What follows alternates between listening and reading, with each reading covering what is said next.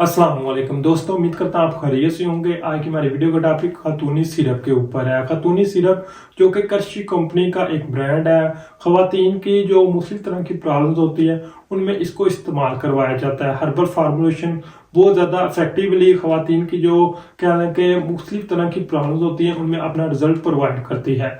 आज की वीडियो में हम देखेंगे खातूनी सिरप को कौन कौन सी कंडीशन में हम इस्तेमाल कर सकते हैं, इसके फायदे क्या हैं और इसका दुरुस्त तरीका इस्तेमाल क्या है और उसके साइड इफेक्ट क्या हैं। तो इन तमाम पॉइंट के ऊपर डिटेल के साथ बात की जाएगी। वीडियो को एंड तक लाजमी देखिएगा और अगर वीडियो पसंद आए तो वीडियो को लाइक कीजिए, चैनल को सब्सक्राइब कीजिए ताकि हमारी लेटेस्ट वीडियो आप तक पहुंचती रहे। तो बात करते हैं खातूनी सिरप के यूजेस की। खातूनी सिरप फीमेल में अगर कोई पीआईडी का मसला आ रहा है तो उनमें हम इसको इस्तेमाल कर सकते हैं। पेल्विक इन्फ्लामेटरी डिजीज की कोई सूरत हाल हो रही है तो उसमें खातूनी सिरप को इस्तेमाल किया जा सकता है।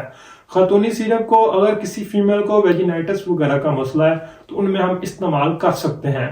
वजाइना वगैरह में अगर किसी को इन्फ्लेमेशन का मसला है, इसके साथ कह लें कि वजाइना से बहुत ज्यादा खारिश, जलन और दर्द वगैरह का मसला आ रहा है, कोई वजाइना से डिस्चार्ज वगैरह का मसला आ रहा है, बदबू वगैरह आ रही है, तो इन तमाम को हम वेजिनाइटिस कहते हैं, जिसके ट्रीटमेंट के नतीजे में खातूनी सिरप को इस्तेमाल किया जा सकता है।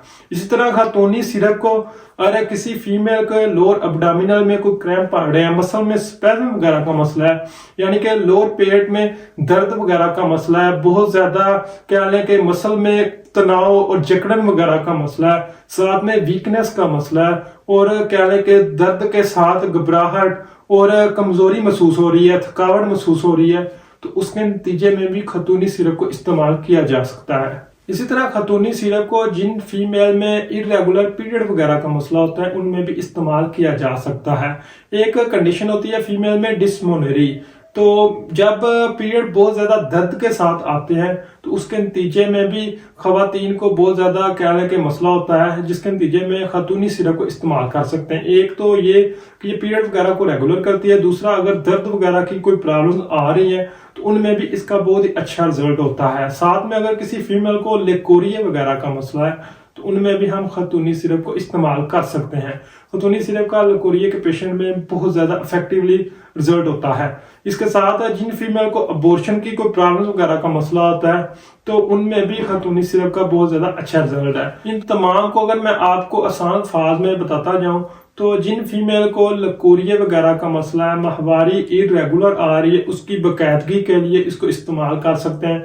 इस तरह खातूनी सिरप को अगर किसी का रहम वगैरह बहुत ज्यादा कमजोर है, यूट्रस कमजोर है, यूट्रस में इन्फ्लामेशन है, कोई इन्फेक्शन के सूरत में अक्सर यूट्रस में इन्फ्लामेशन हो जाती है, सूजन वगैरह हो जाती है, बैक्टीरियल इन्फेक्शन की वजह से, वायरल इन्फेक्शन की वजह से सूजन वगैरह का मसला हो जाता है, तो उसके नतीजे में भी खातूनी सिरप को इस्तेमाल किया जा सकता है। इसी तरह खातूनी सिरप को अगर किसी फीमेल को उल्टी मतली की कैफियत रहती है, के वगैरह का मसला होता है, घबराहट वगैरह का मसला होता है, बेचैनी का मसला होता है, कमर में दर्द का मसला होता है, जिस्म में थकावट वगैरह का मसला होता है, तो इन तमाम सूरत हाल में खातूनी सिरप को इस्तेमाल किया जा सकता है।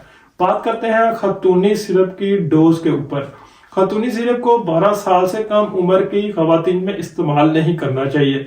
12 साल से ऊपर की खवातीन में 2 चाय के चम्मच सुबह शाम इस्तेमाल कर सकते हैं। जिन औरतों की उम्र 30 साल से ऊपर है उनमें बड़े 2 चम्मच सुबह और शाम इस्तेमाल किए जा सकते हैं।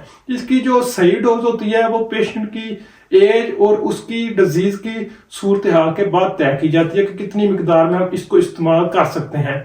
इस तरह खातूनी सिरप की अगर प्रेगनेंसी में इस्तेमाल की बात करें तो प्रेगनेंसी में डॉक्टर के मशवरे के बाद इसको इस्तेमाल करवाना चाहिए।